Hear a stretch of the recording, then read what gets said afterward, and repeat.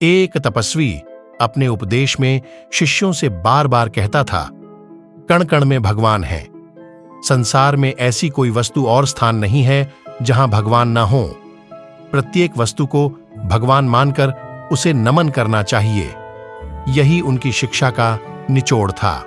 उनका एक शिष्य कहीं जा रहा था। सामने से एक हाथी तेजी से दौड़ता हुआ आया। महावत लगातार चिल्ला जा रहा था, हट जाओ, हट जाओ, हाथी पागल हो गया है। शिष्य को गुरु का कथन याद आया। वह वहीं खड़ा रहा, यह सोचकर कि मेरी तरह हाथी में भी भगवान का वास है। भगवान को भगवान से कैसा डर? वह रास्ते के बीच में ही डटा रहा। यह देखकर महावत क्रोध से चिल्लाया, हट जाओ, क्यों मरने पर तुले हो? पर शिष्य अपनी जगह से एक अंगुल भी इधर उधर नहीं हुआ। पागल हाथी ने उसे सूंड में लपेटा और घुमाकर फेंक दिया। बेचारा घायल शिष्य वहीं पड़ा रहा, पर उसे अधिक पीड़ा इस बात की थी कि भगवान ने भगवान को मारा। उसके सहपाठी उसे उठाकर आश्रम में ले गए। उसने गुरु से कहा, आप तो कहते हैं कि प्रत्येक वस्तु में भगवान है।